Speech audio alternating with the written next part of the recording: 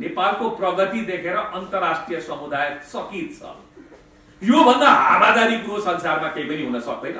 हो, ओलीजीका केही कुकर्मका कारणले अन्तर्राष्ट्रिय समुदाय चकित छ। संसार कोभिडसँग जुधिरहेको थियो, त्यो बेलामा ओम्नी यतिदेखि लिएर भ्रष्टाचारमा लिप्त कात्रोमा पनि कमिसन खाने उहाँको चरित्रका कारणले संसार चकित थियो। तलसँगको मेरो किचलो भयो, मैले संविधान प्रतिनिधि सभा विघटन गरेँ भनेर विघटन गरेको कारणले संसार चकित छ। सनकका कारणले संसार चकित छ।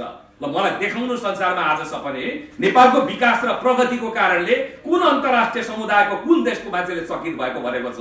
पार्टीभित्रको आफ्नो पार्टीभित्रको किचलोको कारणले मैले संसद विघटन गरेँ भन्नुभएको छ।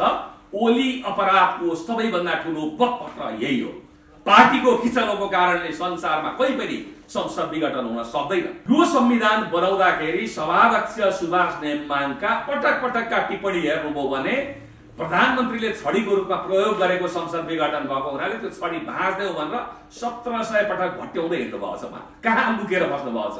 ऋषिजी बोलाउनु सुभाष नेमाङजीलाई।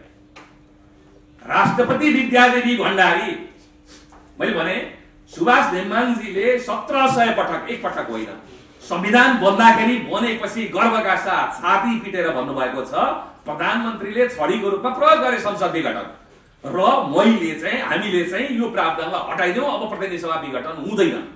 बोलाउनुस् सुभाष नेमाङजीलाई र पुराना क्लिप्सहरू देखाउनुस्। कमसे कम सुभाष नेमाङ जस्तो होनहार मान्छेलाई प्रतिगामीको किता र प्रतिगामी भनेर टान्दिनु भयो खड्का प्रसादजीले। देशको प्रधानमन्त्रीले सत्रशीली कुरा गरेपछि देशको शिर निउरिँदै गयो। र मैले इन्टरभ्यूहरुमा भनेको थिएँ पहिलो कुरो, यो संसद विघटन गर्दैछन्।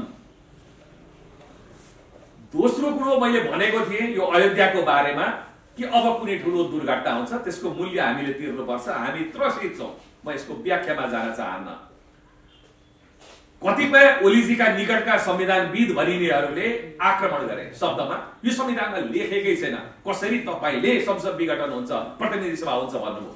मैले भने मलाई पनि थाहा छ यो संविधानमा संविधानमा प्रतिनिधि सभा विघटनको ग्राउन्ड छैन। संविधानले परिकल्पनै गरेको छ अति भवितव्यको अवस्थामा बाहेक संसद विघटन हुँदैन, प्रतिनिधि सभा विघटन हुँदैन। तर सन्की मान्छेले जे पनि गर्न सक्छन्। म होइन भने मैले टेकेको धरातल पनि म समाप्त गरिदिन्छु, म संसद पनि समाप्त गरिदिन्छु। उहाँ त्यो मुद्रामा अगाडि बढ्नु भएको छ भनेर मैले बारम्बार सञ्चार माध्यमहरूको ध्यान आकर्षण गराएका थिएँ। अहिले पनि तपाईहरुले युट्युबमा मैले दिएको टेलिभिजन अन्तर्वार्ताहरू हेर्नुहुन्छ भने ती टेलिभिजन अन्तर्वार्ताहरूमा लोकतन्त्रलाई कोबाट खतरा छ भन्दा सरकारको स्वेच्छाचारिताबाट छ भनेर क्याप्सनमै लेखेर अहिले पनि त्यो इन्टरभ्यूहरू देख्न सक्नुहुन्छ। अब म किन यो सनकको भरमा उहाँले यसको पछाडि अन्तर्राष्ट्रिय राष्ट्रिय तर्क यो धारा जोड्यो होला नि, यो कारण यो केही पनि छैन। सनक हो, एउटा मान्छेले संयम गुमाएपछिको यो सनकको परिणाम हो। सन्की मान्छे देशको प्रधानमन्त्री या राजनीतिमा रहन योग्य छन् कि छैनन्, बहस त्यो पनि हो। अब म मूल कुरा आउँछु यो बारेमा चाहिँ यो सनकको सिलसिला रोकिएको छैन। कसैलाई अवाच्य बोल्नेलाई दार्शनिक भन्ने, अयोध्या चाहिँ नेपालको ठोरीमा पर्छ भन्ने, भारतले नक्कली अयोध्या हजारौं वर्षदेखिको भारतमा रहेको अयोध्या चाहिँ त्यो नक्कली हो भन्ने यो सिलसिला रोकिएको छैन। केही अगाडि उहाँले संसद विघटन हुनु अगाडि उहाँले टिप्पणी गर्नुभएको थियो नेपालको विकास देखेर विश्व चकित छ भन्ने कुरा मैले एउटा लेख नै लेखेको थिएँ। सनकको श्रृङ्खलाको यो तेस्रो चौथो अभिव्यक्ति हो। अस्तिका दिन भर्खरै विघटन भइसकेपछि 18 गते मैले उहाँको टेलिभिजनमा आफैले सुने, म फुटबलमा थिएँ एउटा कार्यक्रममा भाग लिन गएको। उहाँले फेरि भन्नुभएको छ नेपालको प्रगति देखेर अन्तर्राष्ट्रिय समुदाय चकित छ। यो भन्दा हावादारी कुरो संसारमा केही पनि हुन सक्दैन। हो, ओलीजीका केही कुकर्मका कारणले अन्तर्राष्ट्रिय समुदाय चकित छ। पहिलो चकित छ निर्मला पन्तको हत्यापछि जुन बलात्कार भयो, त्यसपछि दोषी पत्ता लगाउन नसकेको र दण्ड हिंसाको कारणले संसार चकित छ।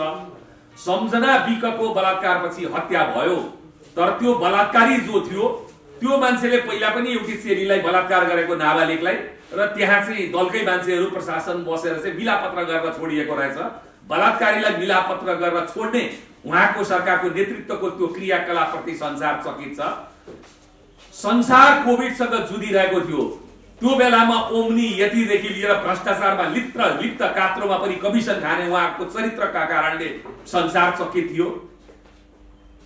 मजदुरहरू 700 किलोमिटर भोकभोकै हिँड्न बाध्य भए, संसार चकित थियो।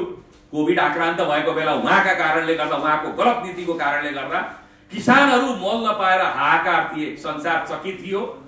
र दलसँगको मेरो किचलो भयो, मैले संविधान प्रतिनिधि सभा विघटन गरेँ, र विघटन गरेको कारणले संसार चकित छ, सनकका कारणले संसार चकित छ। ल मलाई देखाउनु संसारमा आज सपने नेपालको विकास र प्रगतिको कारणले कुन अन्तर्राष्ट्रिय समुदायको कुन देशको मान्छेले चकित भएको भनेको छ भनेपछि तपाईहरु त्यो धेरै कुरामा नजानुस्। उहाँले यस कारणले यो गर्नुभयो होला, इन्डिया होला, चीन होला, अमेरिका होला, यी केही पनि होइनन्। सनक हो, एउटा सनकमाथि नेकपाले नियन्त्रण गर्न सकेन। त्यसले जति ओलीजी जिम्मेवार हुनुहुन्छ त्यति नै पुष्पकमलजी, माधवजी र झलनाथजीहरू पनि जिम्मेवार हुनुहुन्छ। उहाँको झगडा भनेको यो मूल्यको लागि झगडा थिएन, सत्ताको भागभण्डाको लागि झगडा थियो। र यो झगडाको क्रममा ओलीजीले धेरैतिर चाहिँ आगो लगाउनु भयो। म प्रसङ्गमा आउन चाहन्छु किन हामीले यसको विरोध गरिरहेका छौं भन्ने कुरा। एक हाम्रो लिग्यासी छ, ऐतिहासिक जनआन्दोलनमा नागरिक आन्दोलनको कारणले गर्दाखेरि यो परिवर्तनको सम्भाग नेपाली जनता हुन्, हाम्रो स्वामित्वता छ, त्यसमाथि पनि आगो लगाउन खोजिएको छ। पहिलो कुरो, चोरले पनि 3 घर छोडेर मात्रै चोर छ भनिन्छ। ओलीजीले त 3 मात्र होइन 6 घर पनि छोड्नु भएन।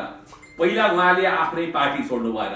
तपाईहरुले ओलीजीको स्टेटमेन्ट लिखित मौखिक हेर्नुभयो भने बारम्बार आएको छ, दर्जनौं पटक। पार्टी भित्रको, आफ्नो पार्टी भित्रको किचलोको कारणले मैले संसद विघटन गरे भन्नुभएको छ। ओली अपराधको सबैभन्दा ठूलो बकपत्र यही हो। पार्टीको किचलोको कारणले संसारमा कहीँ पनि संसद विघटन हुन सक्दैन। संसदमा विषय प्रवेश गरेको छ कि छैन? राष्ट्रपति महोदयको बारेमा पनि हामीले भनेका छौं। उहाँले सुराकीको काम गर्नुभयो, खड्गप्रसादजीको सरकारको सुराकी। पहिला पनि उहाँले नेकपाको सम्पर्क कार्यालय जस्तो बनाउनु भयो राष्ट्रपति कार्यालयलाई, त्यो पदको मर्यादालाई गिराउनु भयो। म धेरै उहाँको बारेमा निन्दो चर्चामा जान चाहन्न, तर 83 जना नेकपाका सांसदहरू विशेष अधिवेशन बोलाउनु पर्छ कथित अध्यादेशको विरुद्धमा भरेर जाँदाखेरि उहाँले तत्काल त्यो सूचना र कागजातहरू बालुवाटारमा प्रवाह गर्नुभयो। संसदमा अविश्वास प्रस्ताव आउँदैछ भन्ने आशंका तीव्र भइसकेपछि उहाँहरूले संसदकै विघटन गर्नुभयो, प्राणहरण गर्नुभयो।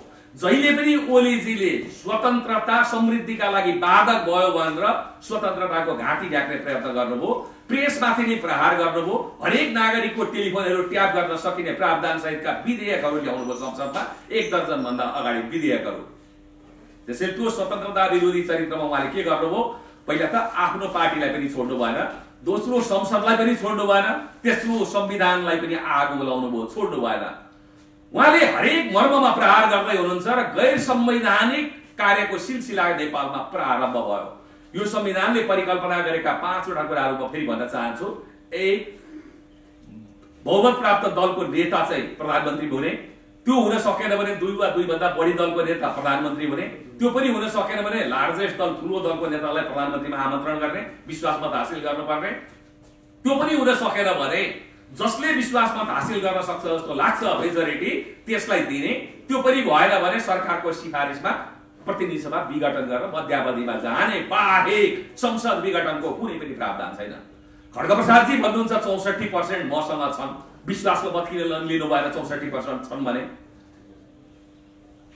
ती सबै हावादारी कुरा हो। अब यहाँ फर्केर आउनुहोस्, उहाँले गरेका यी कुकर्म र अनर्थका कारणले देश कतातिर हेड गर्दैछ भन्दाखेरि आज विधेयकहरू सबै अलपत्र परेका छन्, मृत्युको मुखमा परेका छन्। संसदमा प्रतिनिधि सभामा आएका विधेयकहरू अध्यादेशबाट शासन गर्ने शैली उहाँले प्रारम्भ गर्नुभयो।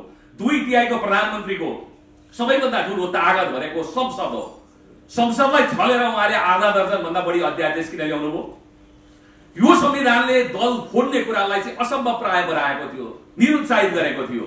जस्तो कि विगतमा बैंक काण्ड, सुन काण्ड, ब्लू फिल्मसम्म देखाइएका काण्ड, सांसदहरूलाई खरिद बिक्री, आयाराम गयाराम, त्यो प्रवृत्तिलाई निरुत्साहित गर्न संविधानले के भन्यो भने प्रावधान चाहिँ दल फुट्नको लागि संसदीय दलमा पनि 40% र यता पनि 40% कि केन्द्रीय कार्य समितिमा, नभए दल फुट्न सक्दैन। यद्यपि यो निरङ्कुश प्रावधान पनि हुन सक्छ। म फेरि दोहोर्याउन चाहन्छु, यो प्रावधान सही बेठिकमा हामी नजाउँ, तर यो प्रावधान नेपालले ग्रहण गर्यो। किन ग्रहण गर्यो भने विगतको विकृतिलाई देखेर।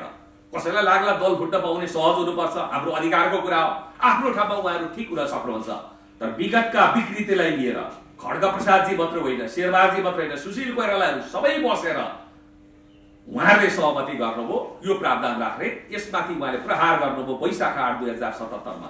एकतिर मात्रै 40% भए दल फुटाउन सक्ने भनेर दल फोड अध्यादेश ल्याउनुभयो।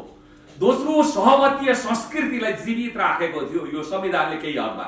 6 जना परिकल्पना गरियो संवैधानिक परिषदका सदस्यहरू, प्रधानमन्त्री, प्रधान न्यायाधीश, सिङ्गो न्यायालयको प्रतिनिधि, सभामुख सिङ्गो संसदको सभामुख, विपक्षी दलको सिङ्गो नेता, उपसभामुख जो विपक्षलाई दिनुपर्छ, यिनीहरू बसेर सहमतिमा संवैधानिक परिषदका नियुक्ति गर्ने र देशमा भ्रष्टीकरण भयो, राजनीतिकरण भयो संवैधानिक परिषदको। त्यसमा माधवजी, जल्लाजी, शेरबहादुरजी, खड्गप्रसादजी सबै यो कुकर्मको लागि त्यति नै जिम्मेवार हुनुहुन्छ। उहाँहरूले न्यायालयलाई राजनीतिकरण गर्नुभयो, आफ्ना मान्छे पठाउनु भयो ताकि भोलि कुनै अप्ठ्यारो पर्दा फैसला मेरो पक्षमा गरोस् भनेर। उहाँहरूले अख्तियार लगायतका निकायहरूमा के परिकल्पना गर्नुभयो संविधानको स्पिरिट विपरीत भने भोलि भ्रष्टाचारको बुद्धा लाग्न सक्छ आफूमाथि, उन्मुक्ति पाउनको लागि एक-एकवटा आयुक्त या प्रमुख आयुक्त चाहिँ आफ्नो खल्तीको मान्छे राख्ने कुरामा जानुभयो। हिजोसम्म उहाँहरू भागभण्डामा जानुभयो, देशले अहिले त्यसैको मूल्य तिर्दैछ। तर संवैधानिक परिषदको परिकल्पना के थियो भने सहमतिबाट निर्णय हुने, भएन भने एक सातापछि बहुमतबाट पनि जान सक्छ। त त्यसमा 6 मध्ये 5 का 5 उपस्थित हुने। त आज उहाँले अध्यादेश ल्याउँदाखेरि, तोडमरोड अध्यादेश ल्याउँदाखेरि सभामुख आएनन् आदि इत्यादि भन्नुभएको छ। त उपसभामुखको निर्वाचन किन गर्नु भएन? किन गर्नु भएन भने संविधान अनुसार त्यो विपक्षी दललाई दिनुपर्छ। त्यसैले त्यो विधेयक पहिला ल्याएर अध्यादेश ल्याएर र अहिले पछि पनि त्यो अध्यादेश ल्याएर उहाँले संविधानको मर्ममाथि कुठाराघात गर्नु हो। अब तेस्रो कुरो हामी हेरौँ, यो संविधानले प्रतिनिधि सभामा चुनाव हारेको व्यक्ति यही प्रतिनिधि सभाको कार्यकालमा मन्त्री हुन सक्दैन भन्ने परिकल्पना गरेको छ। अब अहिले संसद प्रतिनिधि सभा विघटनपछि उहाँले प्रदेश सभामा हारेका मान्छे पनि ल्याउनु भयो, राष्ट्रिय सभामा नभएका मान्छे पनि मन्त्री बनाउने सिलसिला सुरु गर्नुभयो। संसद विघटन सँगसँगै चुनावको घोषणा भएपछि सरकार स्वतः काम चलाउ हुन्छ संसारभरि नै। तर काम चलाउ सरकारले उहाँले लाग्छ 3/4 चुनाव जिते जस्तो मन्त्रीहरू नियुक्त गर्दै हिँड्नुभयो। यो उल्लङ्घनको सिलसिला हो। त्यसै कारणले मैले यहाँ निवेदन के गरेँ भने, यहाँहरूको ध्यानाकर्षण के गरेँ भने, किन यो असंवैधानिक छ भनेपछि शान्ति समाजको तर्फबाट विज्ञप्ति आयो 5 गते नै। 6 गते हामी सिंहदरबार दक्षिण ढोका अगाडि गयौँ, हाम्रो गिरफ्तारी भयो। जसरी माघ 27 मा म पक्राउ परेको थिएँ 2061 मा, शाही कदमको विरुद्ध मौनता थियो, हामीले त्यो मौनता यसपटक पनि तोड्यौँ। हामीले पहिले भन्यौँ यो असंवैधानिक छ, यो अलोकतान्त्रिक छ र यो स्वेच्छाचारी छ।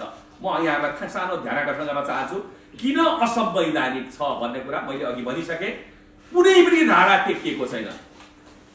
भोलि सर्वोच्च अदालतले यस्ता निर्णयहरूलाई सदर गर्न थाल्यो भने, विघटनको सदर गर्न थाल्यो भने नेपालमा जुनसुकै प्रधानमन्त्रीले पनि भय दोहनलाई अगाडि बढाउँछन्, ब्ल्याकमेल। आफू खाली नै भयो भने 1 सेकेन्ड अगाडि गएर चाहिँ विघटन गरिदिने, अविश्वास आउनुभन्दा अगाडि। यद्यपि अहिले यो घटनामा त अविश्वास पनि आइसकेको छ भनेर भनिन्छ।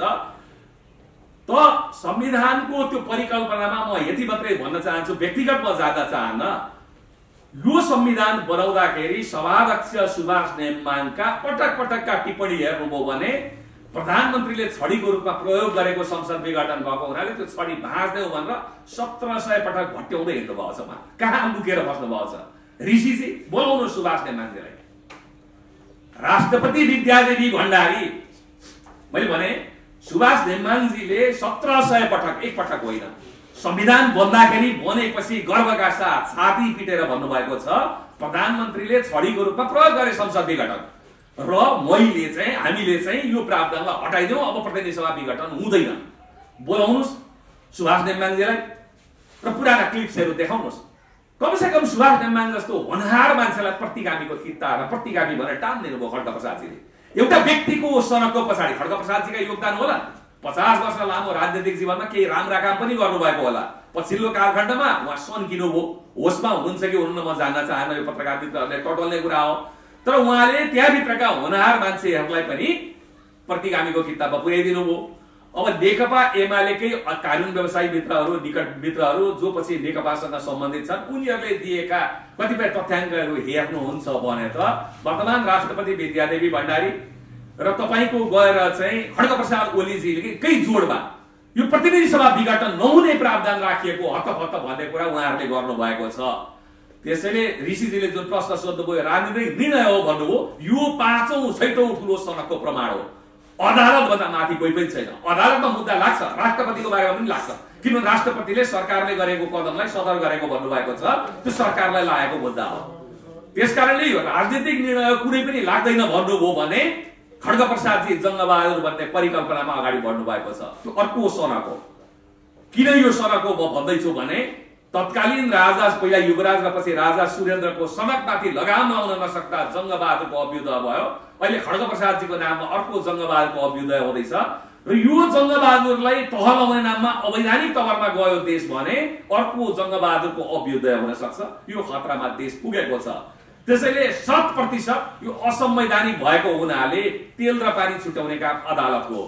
अदालतका न्यायमूर्तिहरूलाई म ध्यानकर्षण गराउन चाहन्छु, तपाईहरुसँग हामी न्यायको भिख मागिरहेका छैनौं। तपाईको आफ्नो योग्यता पनि तपाईले परीक्षण गरिरहेको छ। तपाईले फैसला गर्दाखेरि यति सानो कुरामा, सानो मैले यस अर्थमा भने क्रिस्टल क्लियर छर्लङ्ग कुरामा तपाईहरु कन्फ्युज हुनुहुन्छ भने तपाईहरुबाट देशले के आशा राख्छ? तपाईहरु डेरावाल हो, न्यायालयमा डेरामा बस्नु भएको छ, पद छोडेर गएको दिन चाहिँ त्यो डेरा खाली गर्नुपर्छ। समग्र न्यायालय तपाईहरु होइन, तर समग्र न्यायालयलाई बदनाम गराउने काम तपाईहरुले गर्नुभयो भने मैले कठोर शब्द व्यक्त गरेको थिएँ। संविधानमाथिको यो बलात्कारलाई सुहागरात हो भन्न थाल्नुभयो भने मानिसहरुको न्यायालयबाट भरोसा उठ्छ। परिणाम के हुन्छ भने कथित जनअदालतहरुको चाहिँ मतलब के भने सल बलाउन थाल्छन्। त्यसै कारणले मलाई लाग्छ न्यायालय त्यो दिशामा जाँदैन।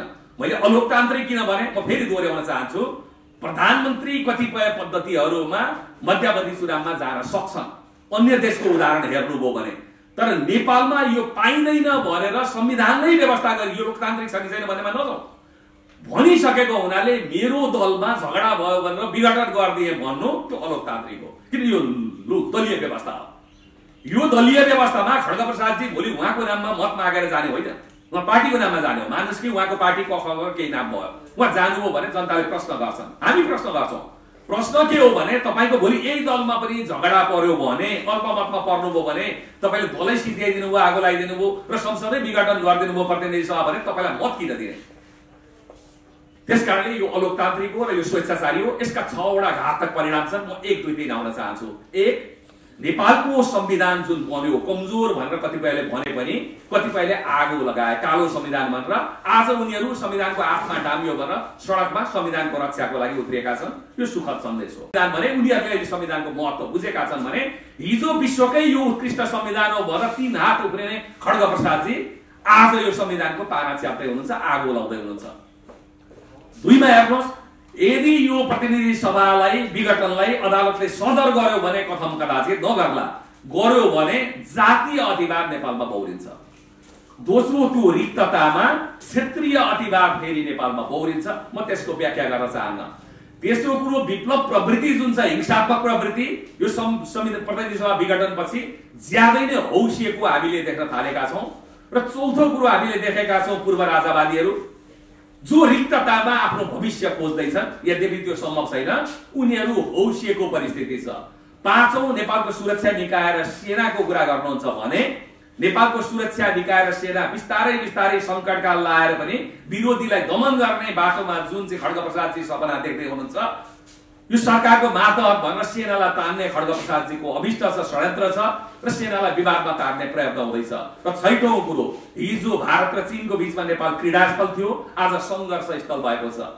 4 दिन भन्दा बढी चाहिँ लगभग 4 दिन चीनिया कम्युनिस्ट पार्टीको एउटा टोलीले उपमन्त्रीको नेतृत्वमा नेपालमा डेरा फर्कु हालेर बसेर गएको अवस्था छ भने भारतीय संयन्त्र पनि त्यति नै सल्बलाएको अवस्था छ।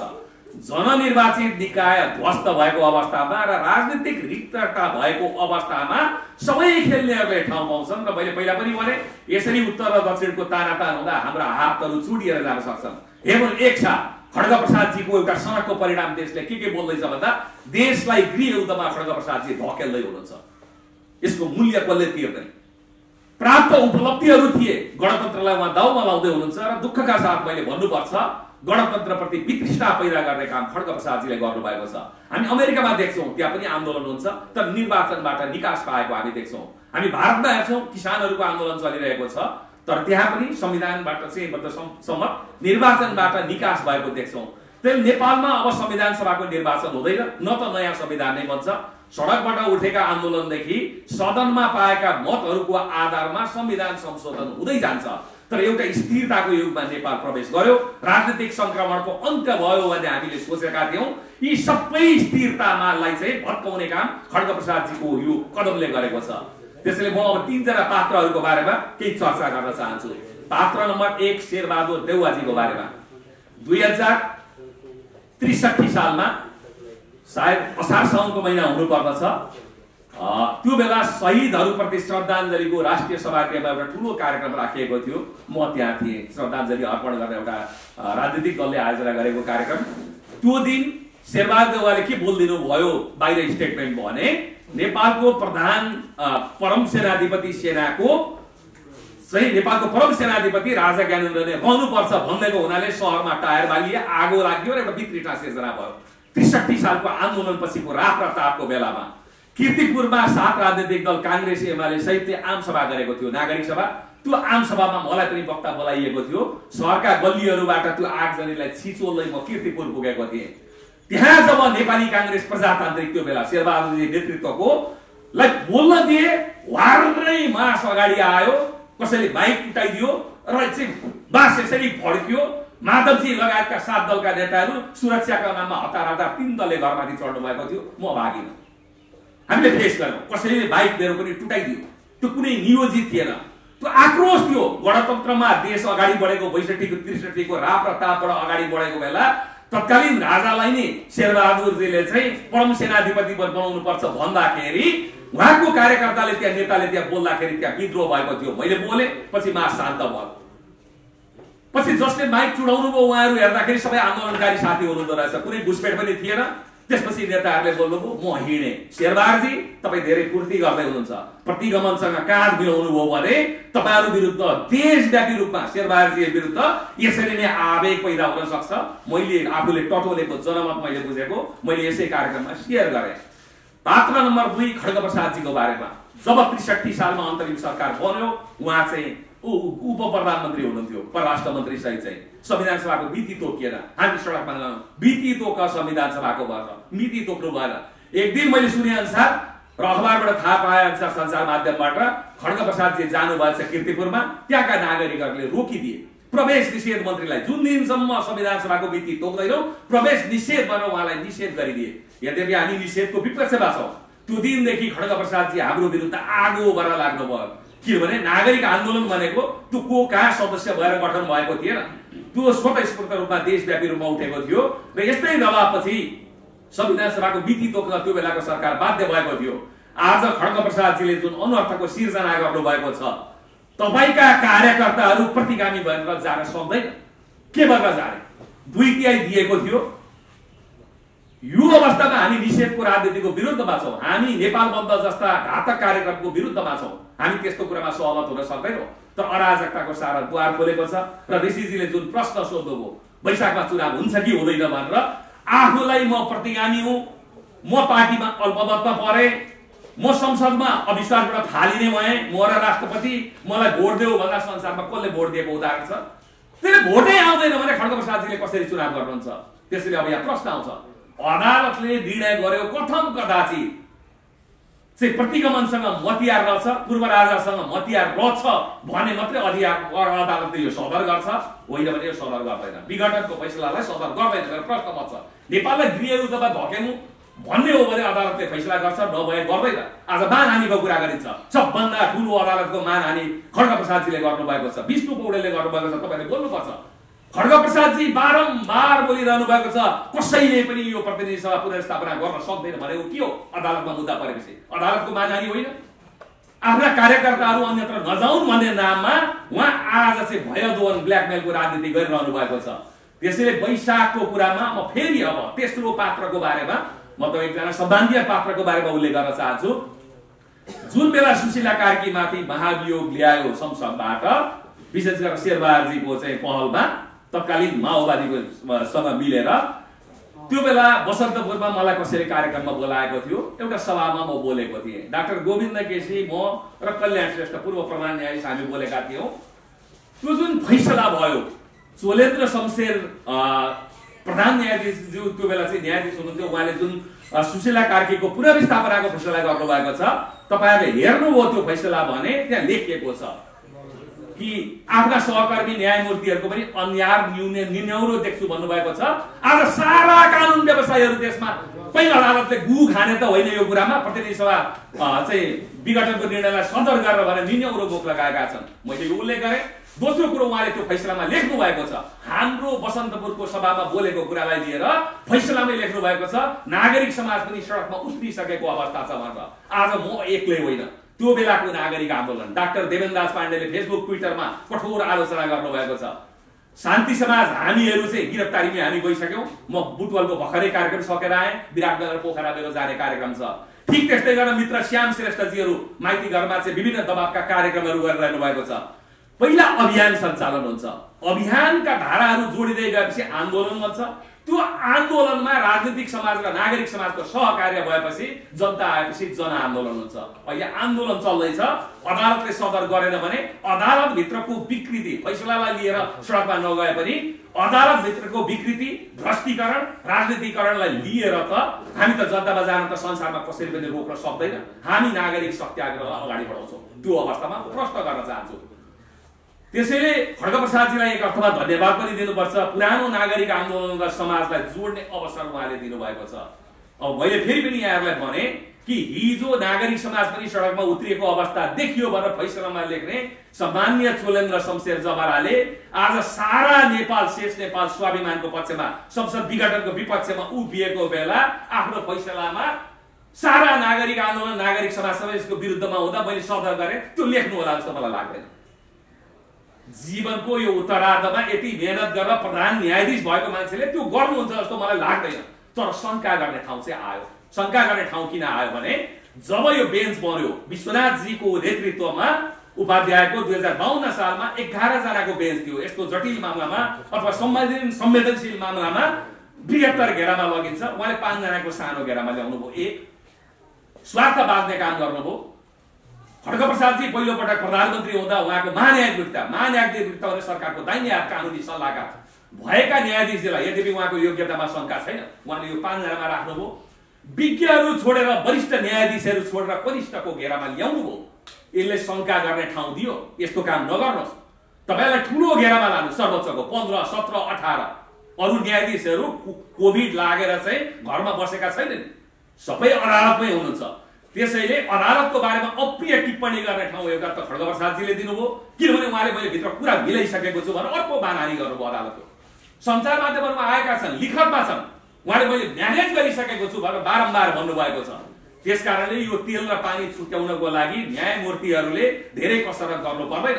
जति लम्ब्याउनुहुन्छ तपाईको योग्यतामा प्रश्न हुन्छ, जति अप्रिय भनेको चाहिँ गैर न्यायिक निर्णय गर्नुहुन्छ त्यति तपाईको योग्यता छताछुल्ल भएर जान्छ। त्यसैले यो अनर्थलाई रोक्नको लागि मैले आह्वान गरेको छु कि नेपालको संविधान लिगबाट बाहिर गएको छ, यो लिगमा ल्याउने काम चाहिँ अदालतको हो। अब अदालतले पनि कथम कदाचित मानव गुहु नै खाएर फोहोर नै खाएर, यो अवाच्य शब्द भयो, अप्रिय शब्द भयो, फोहोर नै खाएर निर्णय गरेछ भने पनि म चाहिँ वैशाखसम्म पर्खिन्छु। म व्यक्तिगत कुरा गर्दैछु। वैशाखमा निर्वाचन भएर भने के हुन्छ? खड्गप्रसादजीको वैधता समाप्त हुन्छ। त्यसपछि अर्को हिलराज रेग्मी जन्माउने प्रयत्न भयो भने के हुन्छ? त्यो पनि अवैध हुन्छ, किनभने संविधानले च्यातिसक्यो। तपाईले वर्षौं 70 वर्षको मेहनत गरेर राजनीतिक स्थायित्वको लागि एउटा संविधान ल्याउनु भयो, खड्गप्रसादजीले च्यातिदिनु भयो, अदालत त्यसको पछाडि गयो। फोहोर खाएर भने के हुन्छ भने कसले संविधान मान्छ? खड्गप्रसादजीलाई फाल्नु पनि असंवैधानिक हुन्छ। खड्गप्रसादजीको निरन्तरता जुन ताकत त्यो 2/3 संसद त्यो विघटन गरिसकेपछि प्रतिनिधि सभा त्यो पनि अवैध हुन्छ। त्यो अवैध स्थितिमा भने संसदले आफैले आफैलाई बौराउन सक्छ, किनभने यो संसदको आयु 5 वर्ष हो। फेरि भन्दैछु त्यो स्थितिमा नजाउँ, पुनर्स्थापना हुन्छ, पुनर्स्थापना भएर आफ्नो कोर्स लिन्छ, त्यसपछि कस्ता कस्ता गठबन्धन बन्छ त्यो आफ्नो मतलबको कुरा होइन, त्यो संसदको सर्वाधिकारको कुरा हो। दलमा झगडा भयो भनेर संसद विघटन गर्न सकिँदैन। खड्गप्रसादजीले आफ्नो सडकको दस्तावेज हिजो पनि दिनुभयो ऋषिजीले सोधेकोमा। राजनीतिक निर्णय हो भन्यो भने खड्गप्रसादजीले राजनीतिक निर्णय भनेर भोलि रिपोर्टर्स क्लब सरकारले कब्जा गरिदियो भनेर त्यो राजनीतिक निर्णय हुन्छ? दोस्रो कुरो, खड्गप्रसादजीको सडकको बारेमा मैले अर्को कुरा गर्न खोजेको उहाँहरूको बारेमा के हो भने उहाँका हरेक दस्तावेज हेर्नु हो भने संयम गुमाएको त्यो प्रतीत हुन्छ। अब यो अवस्थामा निर्वाचन आयोगको कुरामा म जान चाहन्न, तर एउटा कुरा प्रश्न छ। जसरी कुनै जग्गाको स्वामित्व मालपोत अड्डामा हुन्छ मतलब धनी पूर्जा चाहिँ स्वामित्व चाहिँ धनी पूर्जामा प्रतिबिम्बित हुन्छ, त्यहाँ नाम लेखिएको हुन्छ धनीको, जग्गा धनीको नाम, घर धनीको नाम।